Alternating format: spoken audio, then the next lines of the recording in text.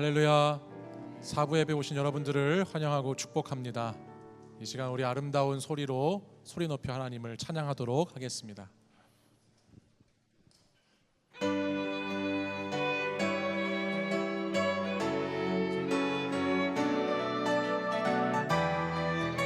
우리 박수 치시면서 찬양하겠습니다. 지금 우리가 주님 안에서, 지금 우리가 주님 안에 하나가 되어 바로 주님이 원하시는 뜻대로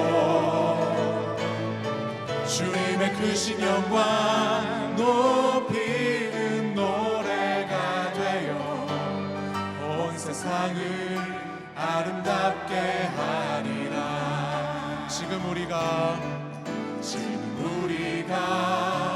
주님 안에 하나가 되어 바로 주님이 원하시는 뜻대로 주님의 크신 영광 높이는 노래가 되어 온 세상을 아름답게 하리라. 우리 모두가 주를 노래하는 아름다운 소리로 하나가 되어 바로 이곳을 더욱 아름답게 하리라.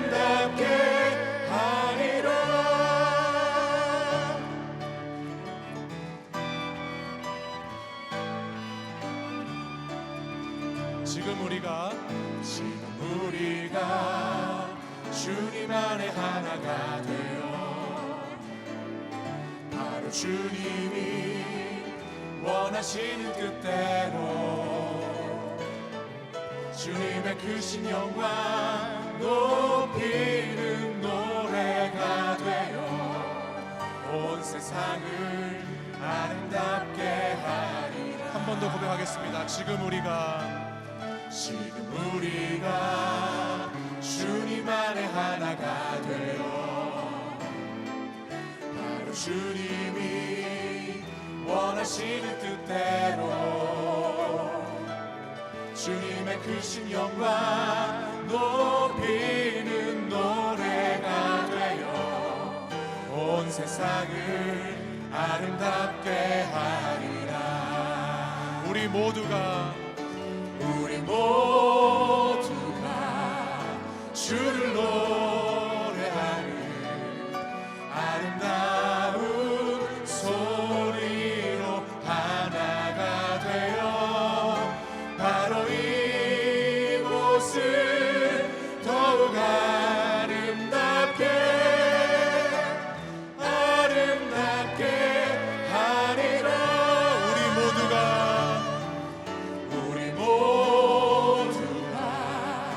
주를 노래하는 아름다운 소리로 하나가 되어 바로 이곳을 더욱 아름답게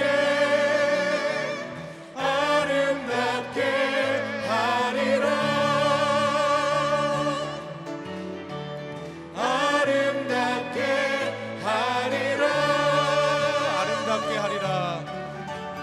아름답게 하리라. 오라 우리가 여호와의 산에 올라 하나님의 전에 이르자. 오라 우리가 여호와의 산에 올라 하나님의 전에 이르자. 주님의 도를 배우고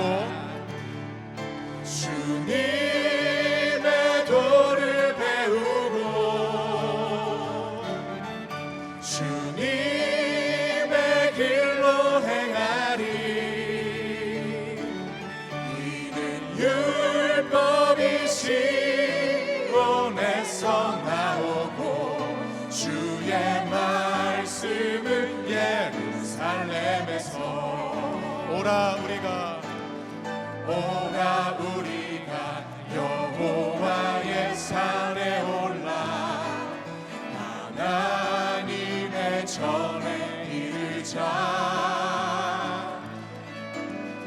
오라 우리가 여호와의 산에 올라 하나님의 전에 이르자. 주님의 도를 배우고 주님의 도를 배우고 주님의 길로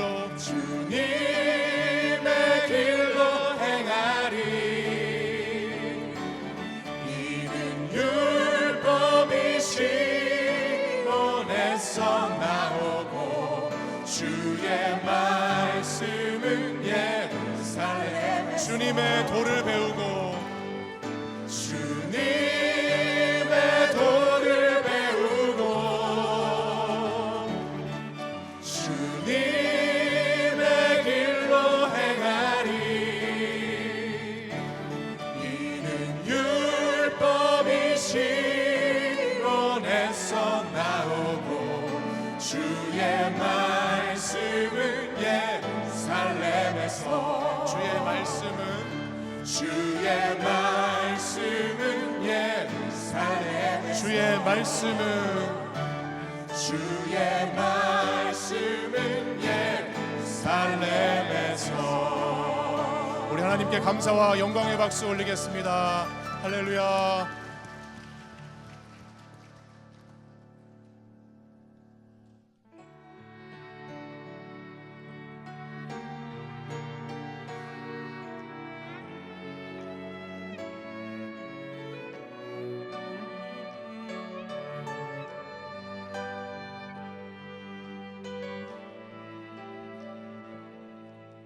나를 지으시니가 하나님, 나를 부르시니가 하나님, 나를 보내시니도 하나님. 나의 나 된 것은 다 하나님 은혜라. 나의 달려갈 길 다가도록, 나의 마지막 호흡 다하도록, 나로 그 십자가 품게 하시니. 나의 나 된 것은 다 하나님 은혜라. 한량없는 은혜, 갚을 길 없는 은혜, 내 삶을 애워싸는 하나님의 은혜. 나 주저함 없이 그 땅을 밟음도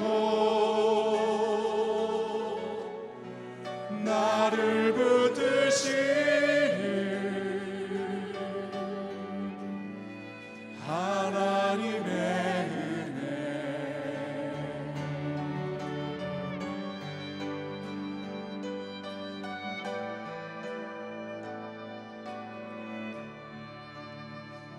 나를 지으시니가 하나님,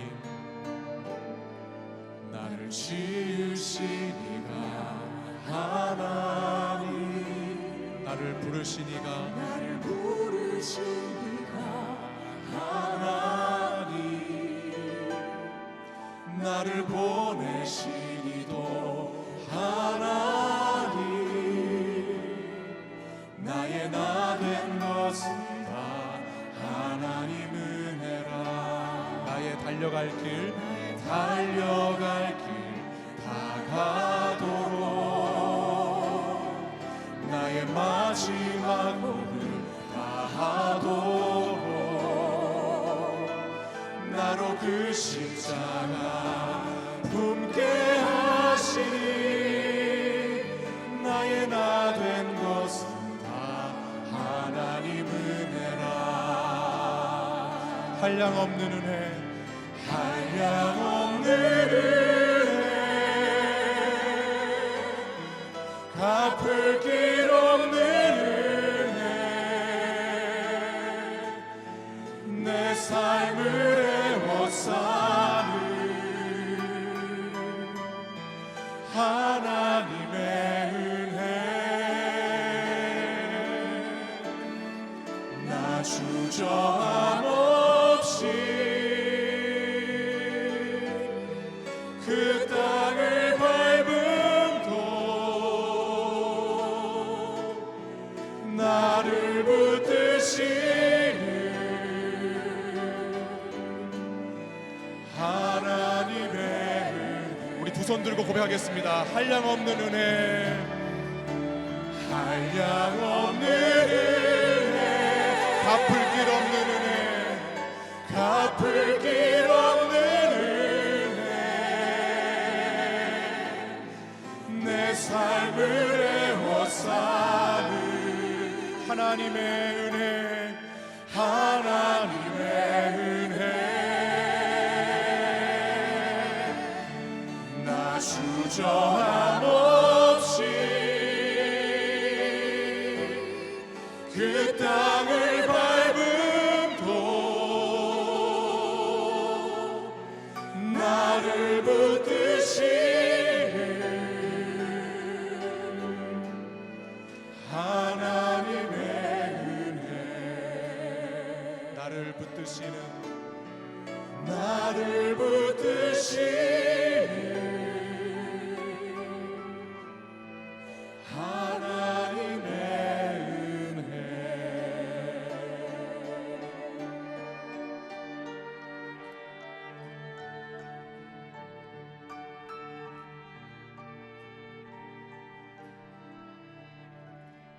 이제 다 함께 일어나셔서 주님의 성령 찬양하겠습니다.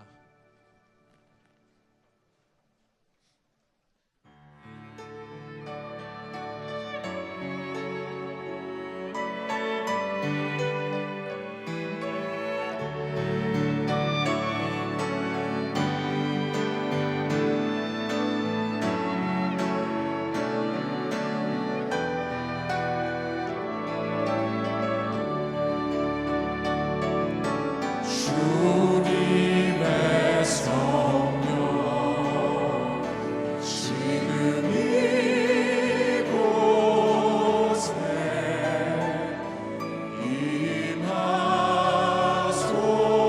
임하소서.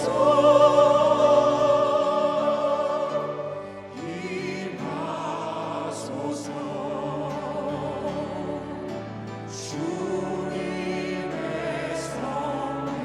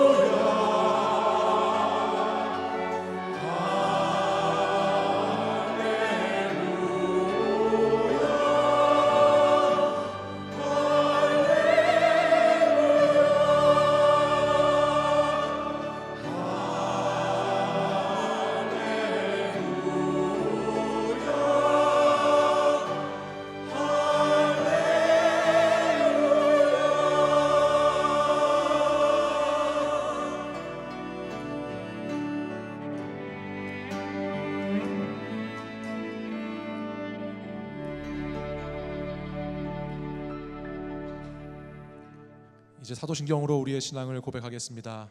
나는 전능하신 아버지 하나님 천지의 창조주를 믿습니다. 나는 그의 유일하신 아들 우리 주 예수 그리스도를 믿습니다. 그는 성령으로 잉태되어 동정녀 마리아에게서 나시고 본디오 빌라도에게 고난을 받아 십자가에 못 박혀 죽으시고 장사된 지 사흘 만에 죽은 자 가운데서 다시 살아나셨으며 하늘에 오르시어 전능하신 아버지 하나님 우편에 앉아 계시다가 거기로부터 살아있는 자와 죽은 자를 심판하러 오십니다. 나는 성령을 믿으며 거룩한 공교회와 성도의 교제와 죄를 용서받는 것과 몸의 부활과 영생을 믿습니다. 아멘. 자리에 앉으시기 바랍니다. 이 시간에는 처음 예배에 출석한 새아기 가정을 축복하도록 하겠습니다.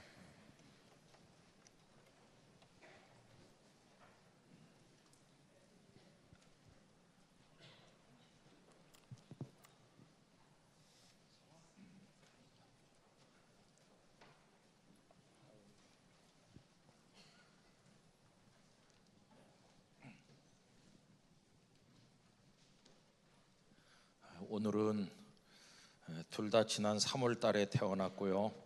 아직 석 달이 채 되지 않은 대한민국에서 제일 예쁜 공주님들이 나왔습니다.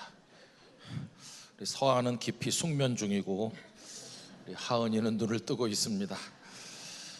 이쪽에 서아는 김성국 성도, 김미라 성도 가정에 하나님께서 주신 아기고, 우리 저쪽에 하은이는 김준범 집사님, 김혜인 집사님 가정에 주신 아기입니다. 하나님께서 두 아기를 크게 축복해 주시기를 바랍니다.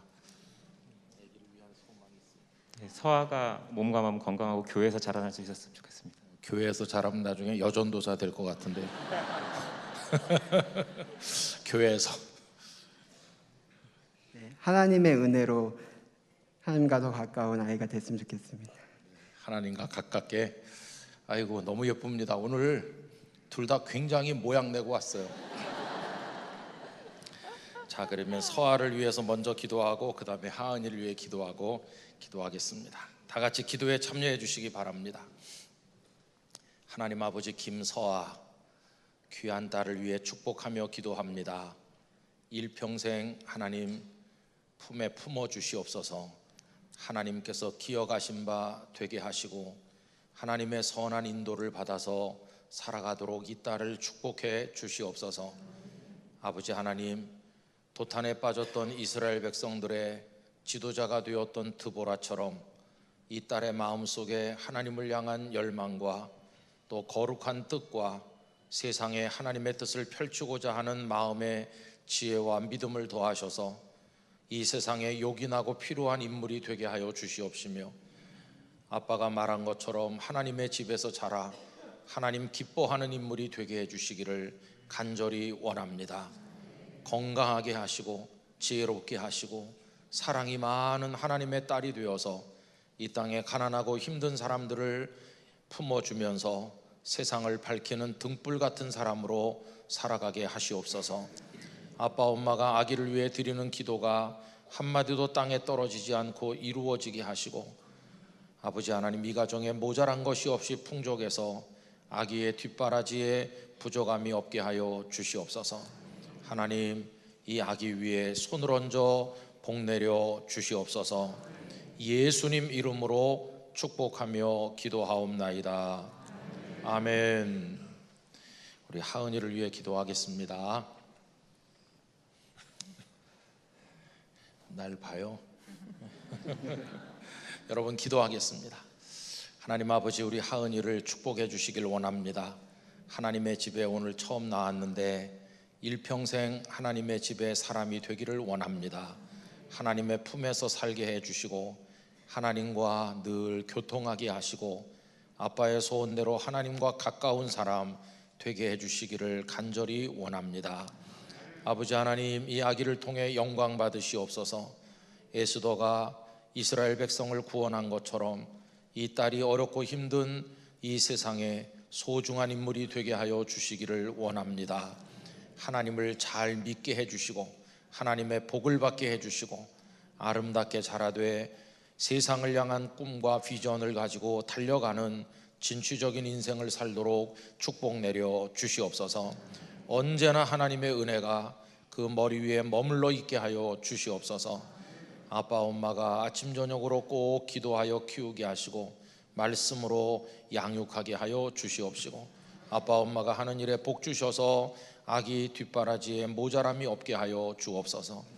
아버지 하나님, 이 아기를 통해 하나님의 영광이 일평생 드러나게 하여 주시옵소서.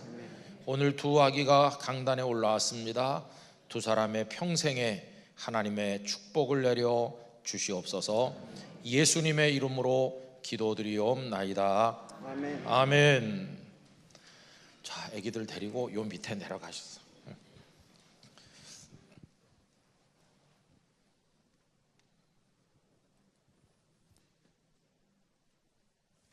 네, 우리 손을 펼쳐서 새아기 가정을 축복하도록 하겠습니다.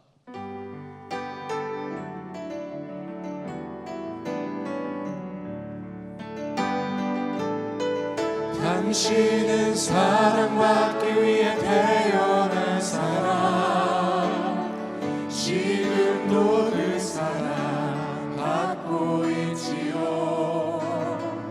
당신은 사랑받기 위해 태어난 사람, 지금도 그 사랑 받고 있지요. 사랑합니다. 축복합니다.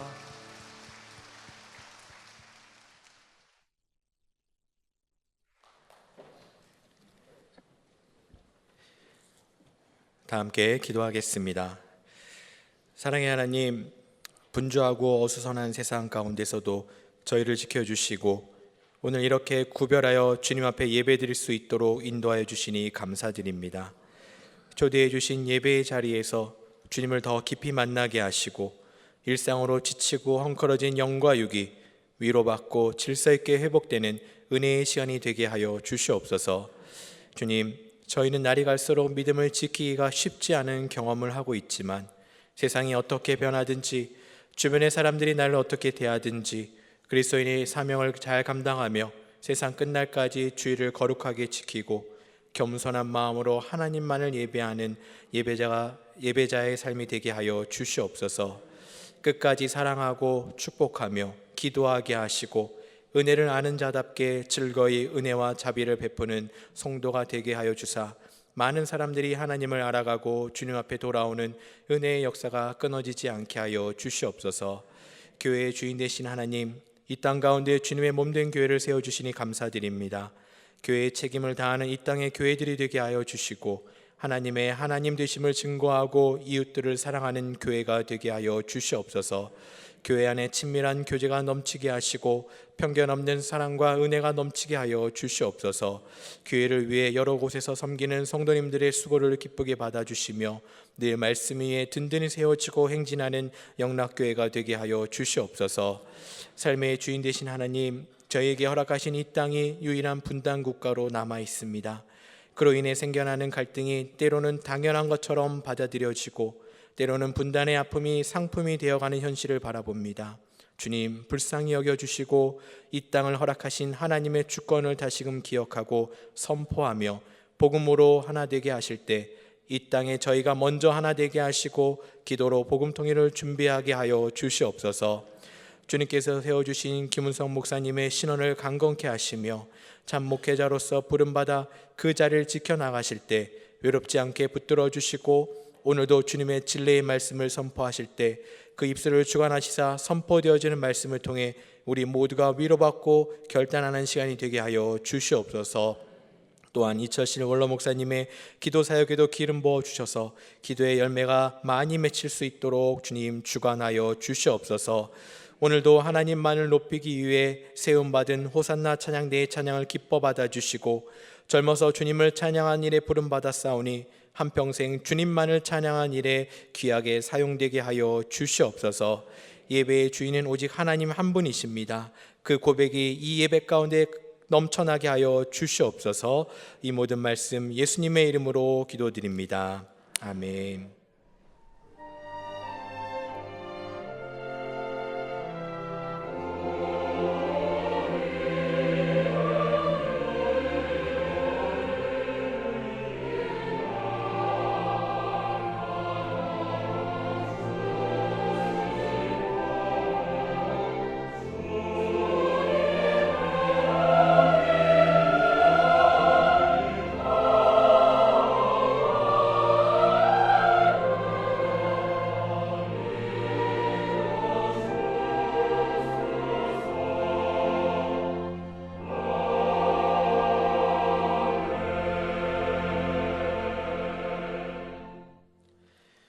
오늘 저에게 주시는 하나님의 말씀은 신약성경 요한복음 1장 29절부터 42절까지의 말씀입니다.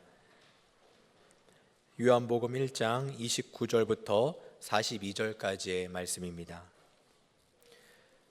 하나님의 말씀을 봉독합니다. 이튿날 요한이 예수께서 자기에게 나아오심을 보고 이르되 보라, 세상 죄를 지고 가는 하나님의 어린 양이로다. 내가 전에 말하기를 내 뒤에 오는 사람이 있는데 나보다 앞선 것은 그가 나보다 먼저 계심이라 한 것이 이 사람을 가리킴이라. 나도 그를 알지 못하였으나 내가 와서 물로 세례를 베푸는 것은 그를 이스라엘에 나타내려 함이라 하니라. 요한이 또 증언하여 이르되 내가 보매 성령이 비둘기같이 하늘로부터 내려와서 그의 위에 머물렀더라. 나도 그를 알지 못하였으나 나를 보내어 물로 세례를 베풀라 하신 그이가 나에게 말씀하시되 성령이 내려서 누구 위에든지 머무는 것을 보거든 그가 곧 성령으로 세례를 베푸는 이인 줄 알라 하셨기에 내가 보고 그가 하나님의 아들이심을 증언하였노라 하니라.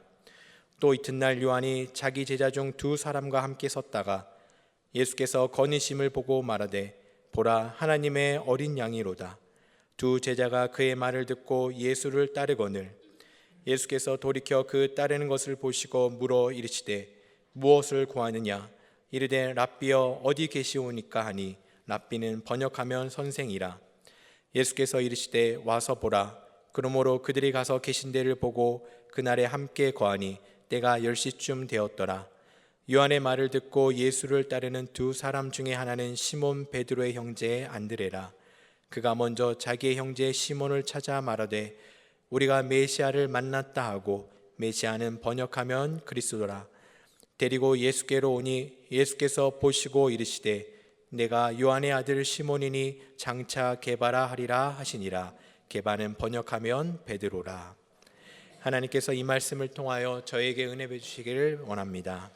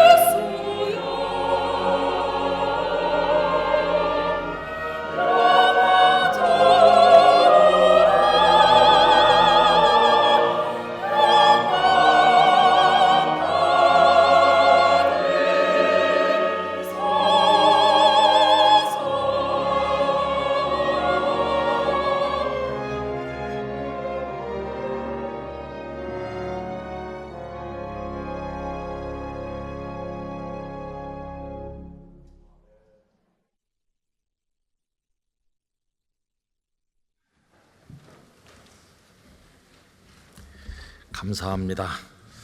하나님께서 영광을 받으신 줄로 믿습니다. 이제 호산나 찬양대가 조금 있으면 일본에 또 찬양하러 가기도 하는데 여러분들 위해서 많은 기도를 해주시면 고맙겠습니다. 오늘은 기도원 순방도 있는 주일입니다. 그래서 성경을 반포하기 위해서 애쓰시는 분들이 오셨는데, 여러분 커피 한 잔 마시지 않는다 이렇게 생각하면 성경 2권 3권 반포할 수 있고 밥 한 그릇 금식하면 더 할 수 있겠죠. 그런 마음으로 여러분들의 정성을 모아주시면 됩니다. 올해는 특별히 한경직 목사님께서 12명의 장로님들과 함께 기도원 서울 캠프를 만드셔서 이게 효시가 된 날인데, 올해가 60년째 되는 해입니다. 우리 영락교회가 그 중심에 있었는데 여러분들의 많은 헌신을 부탁드리고, 또 헌금을 준비 못한 분이 많을 걸 미리 알고 친절하게 여기 주보에다가 계좌번호까지 실어드렸으니까 주중에 가셔서 또 헌금을 보내셔도 되겠습니다. 이제 오늘부터 이렇게 마스크를 자율로 하잖아요. 이제 드리는 부탁은 평소에 좀 이렇게 기침이 나오거나 그런 분들은 다른 일을 위해서 또 마스크를 써주시고, 나는 좀 건강이 좋지 않다 이렇게 생각되는 분들도 자신의 안전을 위해서 또 마스크를 쓰시고, 그렇지 않은 분들은 또 자유롭게 하시고, 이렇게 해서 우리들의 건강도 지키고 예배도 잘 드리면 좋겠습니다. 몇 해 전에 우리나라에서 유명한 어떤 정치인이 세상을 떠났는데요, 그때 언론들이 그를 가리켜 말하기를 영원한 2인자라고 했습니다. 2인자라고 하는 것은 본인은 1인자가 아니지만 다른 누군가를 1인자의 자리에 세웠다는 뜻이겠고, 그게 영원하다는 표현을 하는 것은 여러 사람에게 그러했다 하는 뜻이겠습니다. 그런데 언젠가 어떤 분이 세례 요한이 영원한 2인자라고 표현하는 것을 들었어요. 여러분, 세례 요한이 2인자라면 누구를 1인자로 전제한 것일까요? 예수님은 1인자이시고 요한은 2인자다 이렇게 하는 거죠. 처음에 들을 때는 그 말이 그럴듯했는데 나중에 생각해 보니까 그건 요한에게 쓸 말은 아니라는 것을 알게 됐습니다. 영원한 2인자는 1인자를 추대하고 자기는 그 옆에 계속 있으면서 그 1인자가 누리는 영광과 권력을 함께 나누는 사람이 영원한 2인자 아닙니까? 그런데 세례 요한은 그런 분이 아닙니다. 세례 요한은 세상에 예수님을 소개하고는 그 옆에 계속 계셨던 분이 아니고 무대 아래로 내려오셔서 완전히 퇴장해버린 분이세요.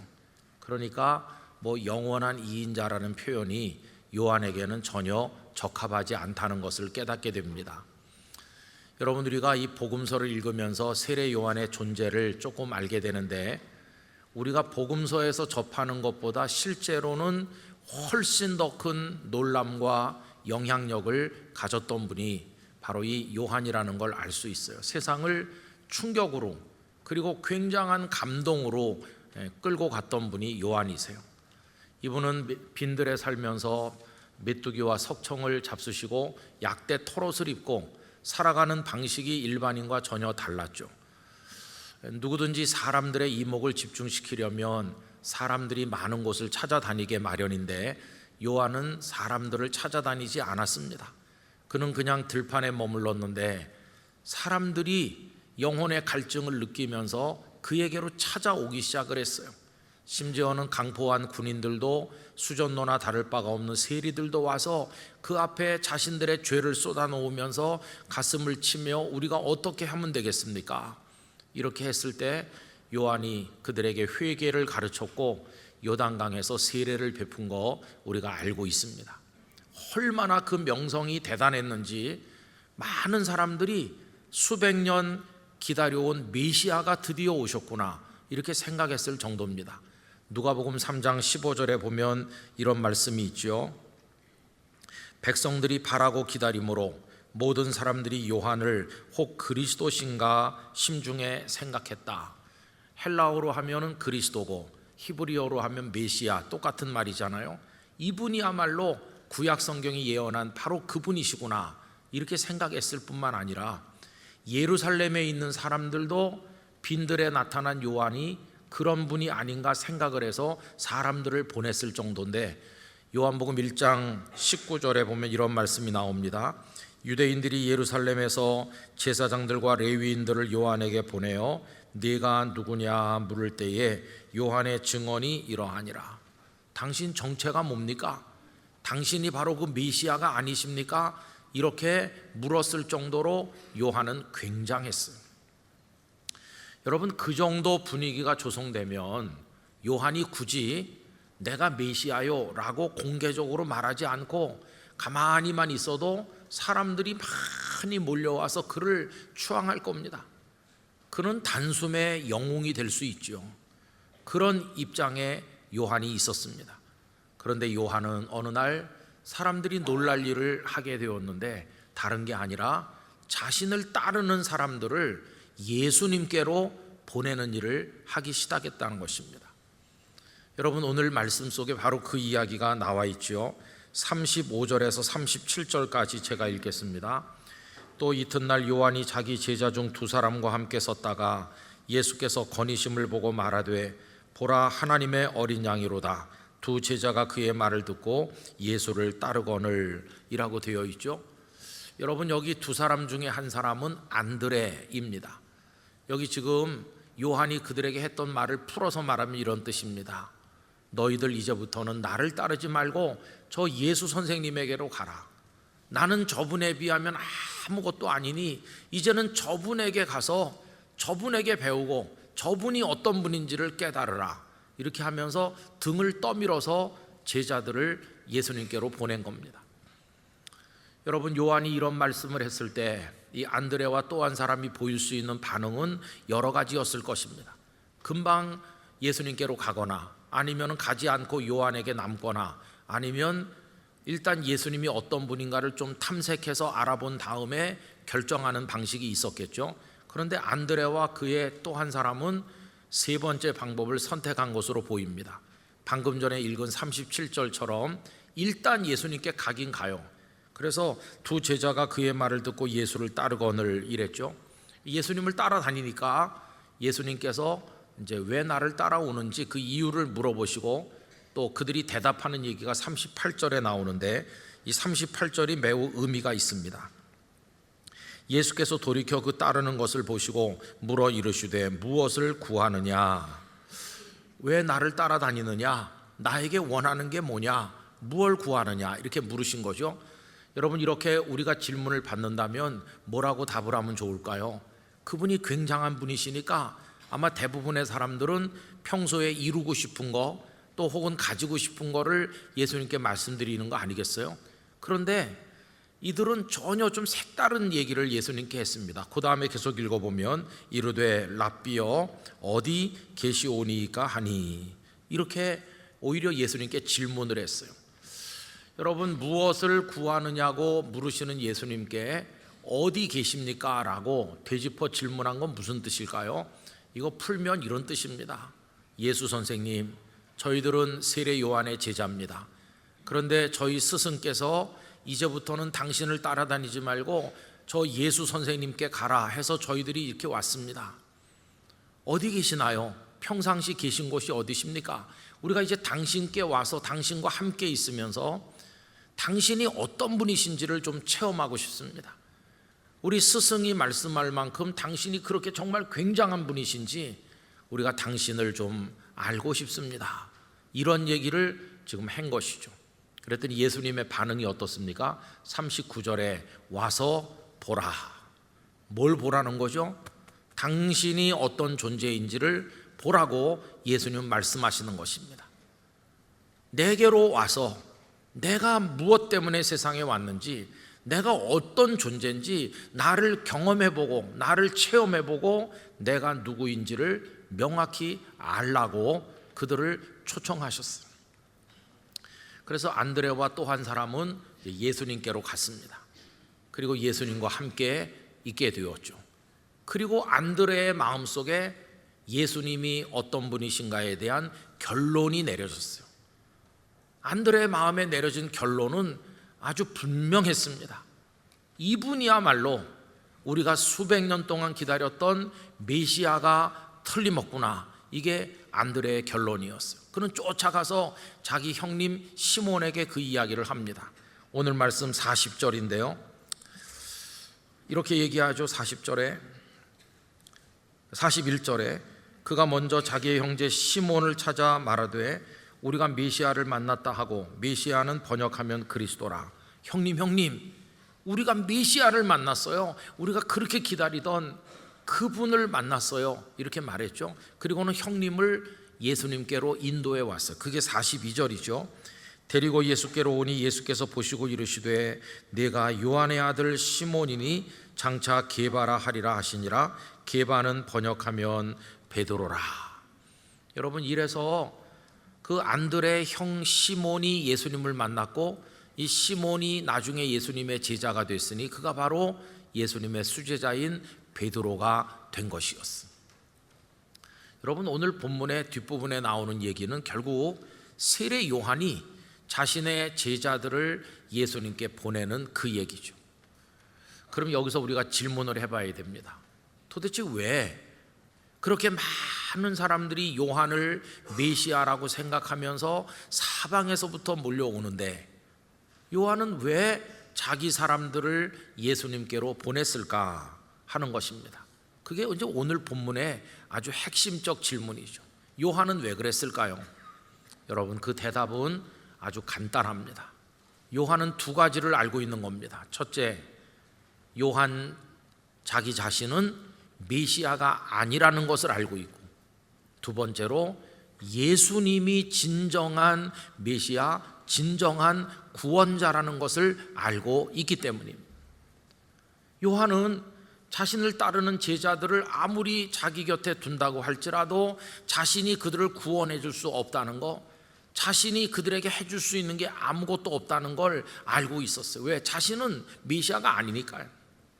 그러나 예수님은 메시아라는 걸 그가 알고 있었어요. 당연히 자기 사람들을 사랑한다면 예수님께로 보내는 게 마땅하지 않습니까? 그래서 요한은 자기 사람들을 예수님께로 보낸 것이에요. 요한이 세상에 온 목적이 바로 그거죠. 스스로 메시아인 척 하는 것이 아니라 진정한 메시아이신 예수님을 사람들에게 알려주는 것이 요한의 사명 아닙니까? 그래서 여러분, 오늘 본문 앞부분에는 예수님에 대한 요한의 증언이 잘 정리되어 있어요. 우리는 그 속에서 요한이 예수님을 네 가지로 증언했다는 사실을 읽어볼 수가 있는데, 첫째는 세상 죄를 지고 가는 하나님의 어린 양이시다, 이렇게 증언합니다. 여러분, 오늘 말씀 29절을 우리 같이 읽어보실까요? 이튿날 요한이 예수께서 자기에게 나아오심을 보고 이르되 보라, 세상 죄를 지고 가는 하나님의 어린 양이로다. 아멘. 그 이전에도 누군가를 소개하는 말은 많았을 거예요. 여러분, 이분은 대단한 석학이십니다. 이분에게 얼마나 많은 지식이 있는지 우리가 이분을 따르면 많은 걸 배울 수 있습니다. 이런 소개가 많이 있었겠죠. 이분으로 말하자면 전쟁의 영웅이십니다. 이분이 우리 나라를 지키는데 큰 역할을 해주실 겁니다. 이분을 믿고 따릅시다. 이런 영웅을 소개하는 이야기도 많이 있었을 겁니다. 그러나 여러분, 그 이전에 이런 소개가 있었을까요? 여기 이분은 죄를 짊어지고 가는 분입니다. 이런 소개가 있었을까요? 한 번도 없었을 거예요.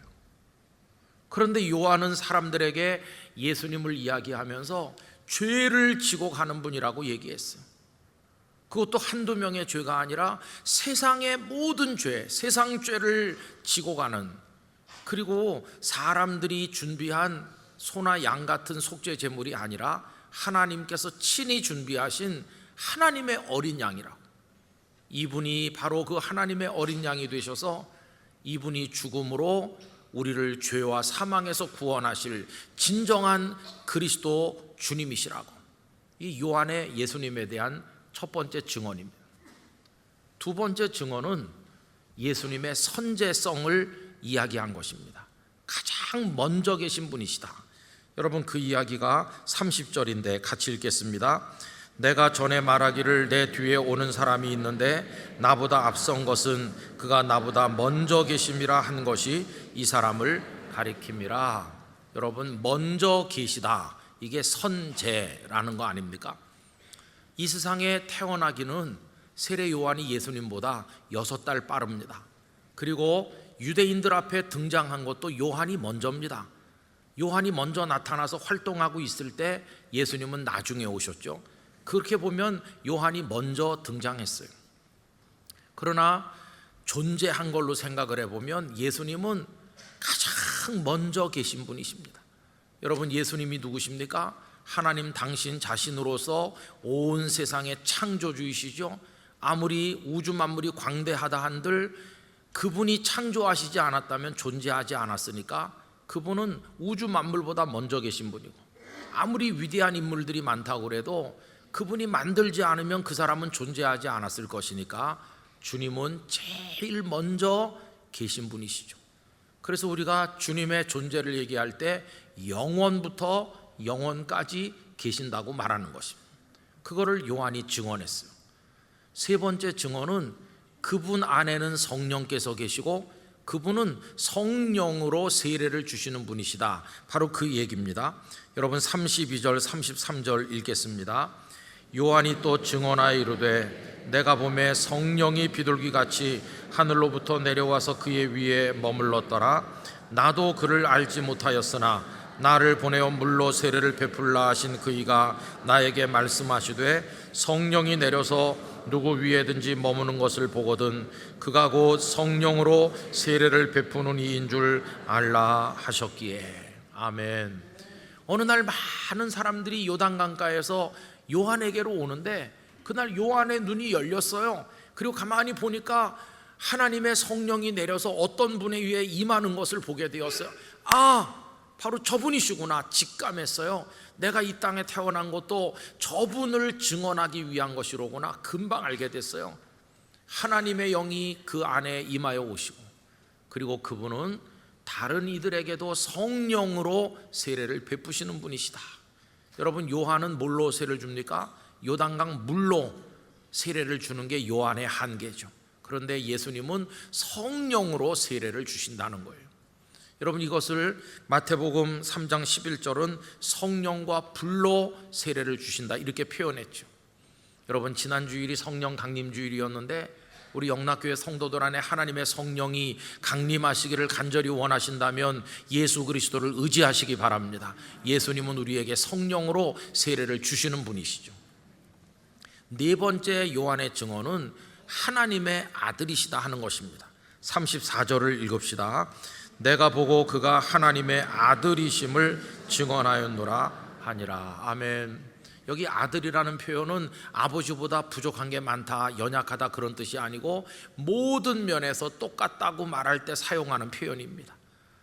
성자 예수 그리스도는 성부 하나님과 신성과 그리고 또 그 영광과 능력과 그 존엄함에 있어서 똑같은 분이시라는 것입니다. 그래서 요한은 예수님을 오늘 본문에서만 네 가지로 증언한 것을 볼 수 있어요. 요한이 예수님이 어떤 분이신가를 깨달았기 때문에 자기 제자들을 예수님께로 보냈고, 예수님께 갔던 안드레를 비롯한 다른 제자도 예수님과 함께 있으면서 아, 이분이시다, 이분이 우리의 구원자 메시아이시구나, 이 사실을 깨닫게 되었다는 것입니다. 오늘 영락교회 성도들이 세례 요한 앞에 있다고 하면 요한은 우리에게 무슨 얘기를 해줄까요? 요한은 똑같이 말할 것입니다. 내게 있지 말고 저 예수 그리스도께로 가라, 이렇게 말할 것입니다. 오늘 사부 예배를 드리는 성도 여러분, 제가 드리는 말씀이 아주 간단합니다. 우리 모두가 오직 예수님께로 가야 한다는 것입니다. 우리가 오늘의 안드레가 되기를 원합니다. 예수님 외에는 없는 줄로 알고 철저히 예수님께로 가는 성도가 돼야만 한다는 것입니다. 예수님만이 구원자시고, 예수님은 창조주이시고, 예수님 우리의 모든 것 되시고, 예수님 이외에 대단해 보이는 존재들이 있지만 그들은 결코 우리를 구원하는 자가 아니기 때문인 것입니다. 예수님만이 우리의 구주요 성령으로 세례를 주시는 분이십니다. 오늘은 주일입니다.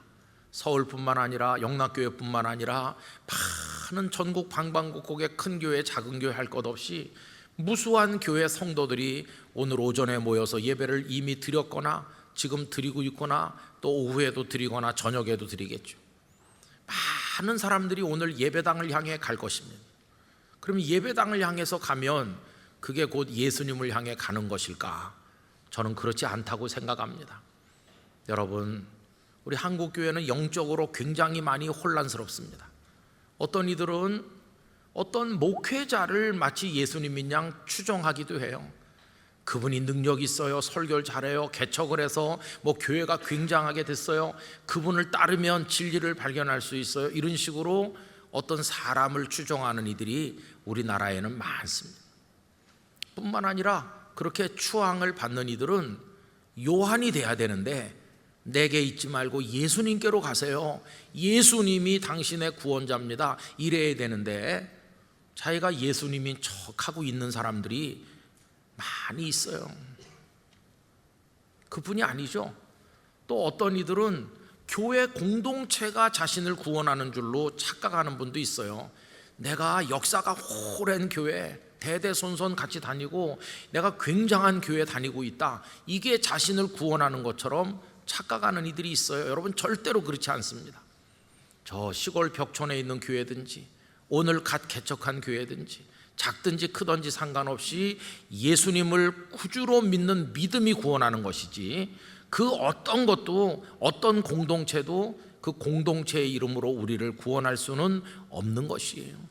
여러분, 영락교회 다니는 성도들도 오직 예수님만 바라봐야만 할 것입니다. 어떤 때는 어떤 국가 이데올로기가, 사회적 이념이, 그리고 우리 사회를 휩쓰는 어떤 삶의 광풍 같은 유행이 사람들의 마음을 훔칠 때가 있어. 그러나 그것이 아무리 대단한 열풍이라고 할지라도 우리를 구원하는 것은 아니에요. 1930년대 히틀러가 독일 사람들의 마음을 다 마비시켰습니다. 그 현명하고 똑똑하다는 독일 사람들을 다 마비시켜서 국가 사회주의를 표방하면서 독일의 위대한 게르만 제국을 건설한다고 하면서 얼마나 많은 사람들을 전쟁으로 몰아넣어서 수천만이 죽음에 이르도록 했는지. 근데 사람들은 다 거기 도취돼 갖고 그 죽음의 전선에 나가면서도 히틀러를 외치고, 그리고 히틀러는 교회마저도 그 자기 수하의 꼭두각시가 되게 하려고 여러 가지 공작과 위협을 펼쳤죠. 많은 목회자들과 성도들이 히틀러가 유대인을 죽일 때 박수를 쳤고 전쟁에 자기 아들, 딸들을 내보내면서 그들은 히틀러를 축복하였습니다. 광적인 세상이었어요. 그런데 여러분, 거기 다 넘어간 것은 아니었습니다. 1934년 5월 24일, 5월 29일 거기 부퍼탈이라고 하는 도시에 몇 사람의 신학자와 목회자들이 모여서 그 미친 광풍에 대항했어. 그러면서 그 어떤 국가적인 이념도 그 어떤 통치자도 우리의 구원자가 아니라고 하면서 오직 예수 그리스도의 말씀, 예수 그리스도 그분만이 우리를 의롭다가 하시고 거룩하게 하시고 구원하는 분이라는 걸 명백하게 밝히는 바르멘 선언이라는 걸 발표했어. 히틀러의 총 앞에 목숨을 맡긴 것이었어. 여러분, 그 바르멘 선언을 지금 다 읽어볼 수는 없지만은 그 앞에 1항과 2항만 읽어보면 이래요. 우선 성경 말씀을 앞에 쓰고 그 다음에 자신들의 주장을 뒤에 간단하게 덧붙였는데 1항이 이렇습니다. 예수께서 이르시되 내가 그 길이요 진리요 생명이니 나로 말미암지 않고는 아버지께로 올 자가 없느니라. 내가 진실로 진실로 너희에게 이르노니 양의 우리의 문으로 들어가지 아니하고 다른 데로 넘어가는 자는 절도며 강도요, 내가 문이니 누구든지 나로 말미암아 들어가면 구원을 얻고, 이렇게 예수님만이 우리의 구원자요 문이 되신다는 것을 이야기한 다음에 이렇게 적었습니다. 성서가 증언하듯이 우리가 들어야 할 유일한 말씀은 예수 그리스도의 말씀이다. 우리는 삶과 죽음 가운데에서 오직 그분을 신뢰하고 그분에게만 순종해야 한다.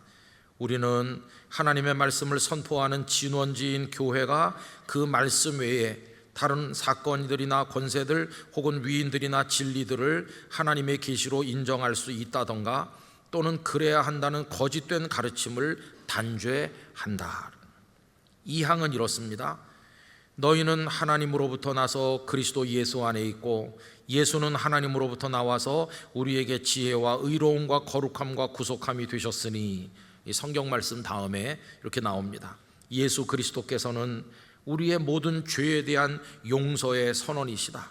그와 마찬가지로 그는 우리의 삶 전체를 향한 하나님의 강력한 요구이기도 하다. 예수 그리스도를 통하여 우리는 하나님이 없는 이 세계의 속박으로부터 그의 피조물들을 향한 자유롭고도 감사한 봉사회로 즐거운 해방으로 가까워진다.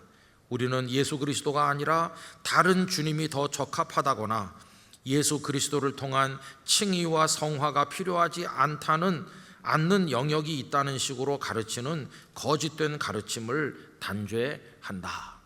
그래서 예수 그리스도를 부정하는 그 어떤 세력, 어떤 통치다, 어떤 국가 권력, 그 어떤 것에도 그들은 단죄한다고, 오직 예수님뿐이라고 그렇게 외치게 되었던 것이, 이 바르멘 선언으로 많은 사람들이 투옥되기도 하고 죽음을 당하기도 하고 고통을 받았지만 예수님이라고 하는 깃발을 높이 드는 우리 교회 역사에 빛나는 금자탑이 되었습니다. 우리 영락교회 성도 여러분, 우리는 절대로 예수님 곁에 2인자 노릇해서는 안 됩니다. 우리 모두가 무대 아래로 요한처럼 내려오기를 원합니다. 다 내려와서 예수님만 바라보고 예수님만 높이고 예수님만 믿고 예수님의 은혜를 구하는 성도가 되어야만 할 것입니다. 세상과 나는 간 곳 없고 구속한 주만 보이도다. 그게 우리의 신앙 고백이 되어야 할 줄로 믿습니다. 여러분, 우리가 누굽니까? 우린 그리스도인입니다. 그리스도인이 누구인가? 오직 그리스도 예수, 그분만 믿고 그분만 의지하고 그분만을 향해 가는 사람, 그가 그리스도인인 것입니다. 오늘날 같이 영적으로 혼잡하고 어지러운 세상일수록, 그리고 세상이 흔들릴수록 우리들은 진리의 기둥을 꽉 잡아야 되는데 유일한 흔들림 없는 기둥이 예수 그리스도이십니다. 영락교회 성도들이 예수 그리스도의 사람이 되시기를 축원합니다. 영락교회가 예수 그리스도로 충만한 교회가 되기를 간절히 원하는 것입니다. 오직 예수 그리스도뿐이시다. 주님 당신만이 나의 구원자이십니다. 오늘 철저히 예수 그리스도께 여러분을 바치시고 그리스도 예수님으로 충만케 되는 영락의 성도들이 되시기를 축원합니다. 기도하겠습니다. 거룩하신 아버지 하나님, 자칭 예수들도 많고 자칭 그리스도도 많은 혼란한 이 시대, 어리석어서 예수님 아닌 어떤 존재를 추정하는 이들이 많은 오늘의 때, 저희들은 고백합니다. 주님 당신만이 저희의 유일한 구원자이심을 믿습니다. 우리의 전부이십니다. 이제는 예수 그리스도 한 분만을 믿고 따라가는 철저한 그리스도인으로 살아가게 하여 주시옵시고, 영락교회가 예수 그리스도의 교회가 되게 하여 주시옵소서. 예수님의 이름으로 기도하옵나이다. 아멘.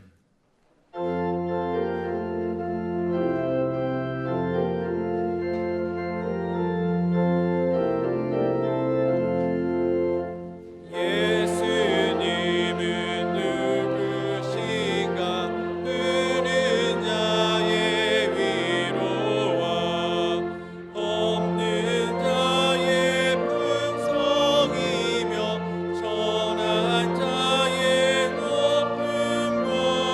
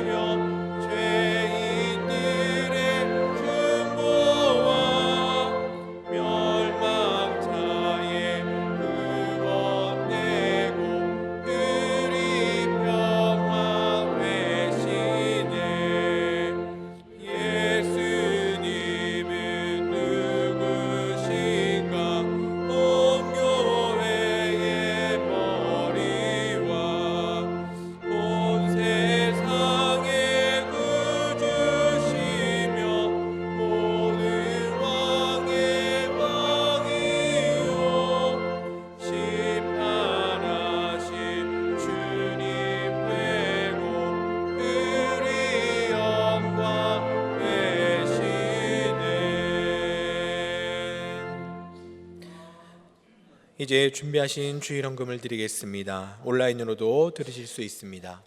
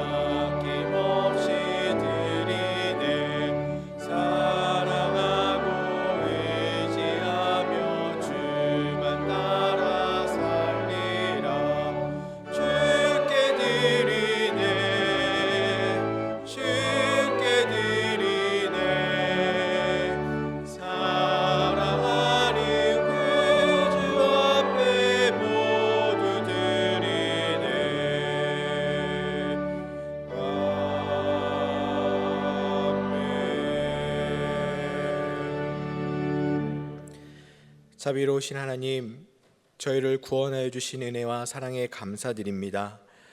무엇으로도 만족할 수 없는 욕심 많은 인생이지만 그런 저희를 끝까지 사랑하시고 때마다 알맞게 채워주신 주님만을 찬양합니다.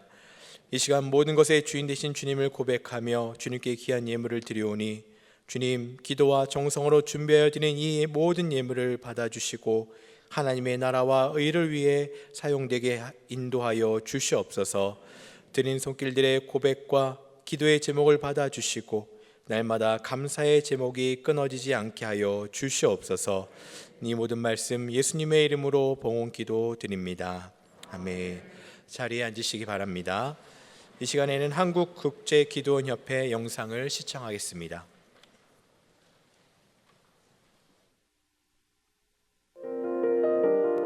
저는 본래 안 믿는 가정에서 자랐어요. 성경책 구경도 못 해봤고 워낙 시골에서 자라서 교과서가 없었어요. 고등학교를 부산으로 가게 됐는데 조회 시간에 많은 분들이 오셨어요. 뭘 책을 나눠줬어요. 그게 기도원 성경이었습니다. 태어나서 처음으로 성경책을 처음으로 손에 만져봤습니다. 고등학교 3학년 때 처음 이제 교회 출석하게 됐습니다.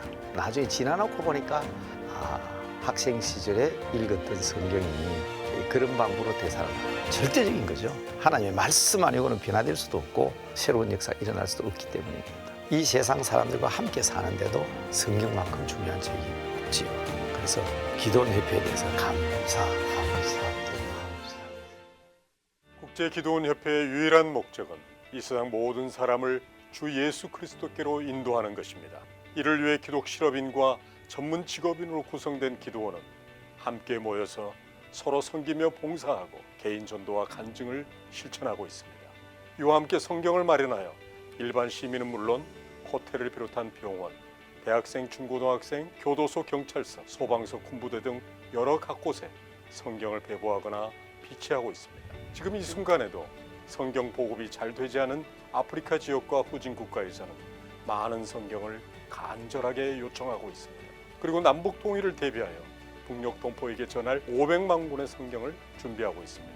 성도 여러분에게 3가지 부탁 말씀을 드립니다. 첫째로 기도원 사역을 위해서 기도해 주시기 바랍니다.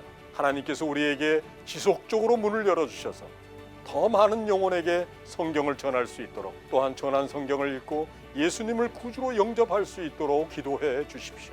둘째로 기도원 사역에 직접 참여해 주시기 바랍니다. 여러 성도분 중 기독 실업인이나 전문 직업인으로서 그리스도의 증인된 삶을 살기를 원하시는 분들께서는 목사님의 추천을 받아서 기도원 회원이 되어 주시기를 부탁드립니다.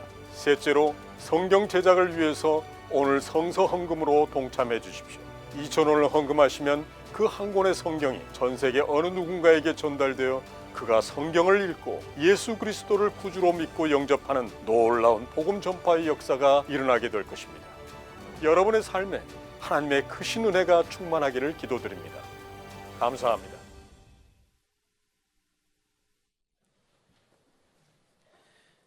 오늘은 한국국제기도원협회 순방주일입니다. 한국기도원은 1963년 10월 한경직 목사님의 기도와 12분의 장로가 서울 캠프를 조직함으로 시작되었으며 지금까지 성경 배포와 복음 전도 사역을 감당하고 있습니다.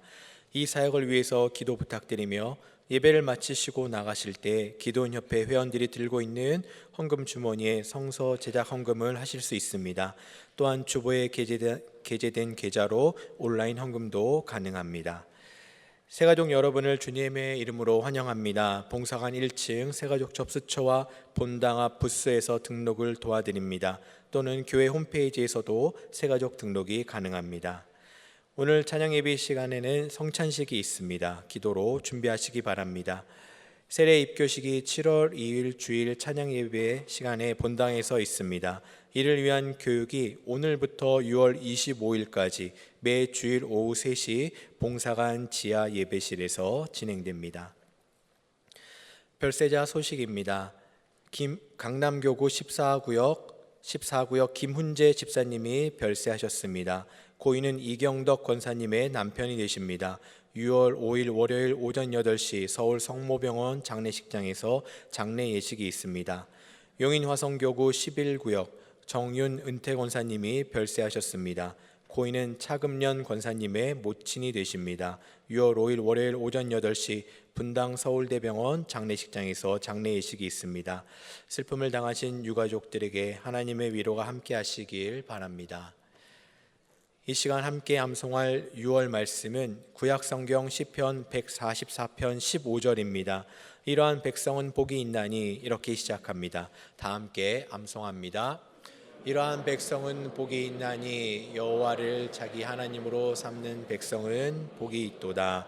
시편 144편 15절 말씀. 아멘. 이제 다 같이 일어나셔서 앞뒤 좌우에 계신 분들과 함께 인사 나누겠습니다. 예수님만이 구원자 되십니다. 예수님만이 구원자 되십니다.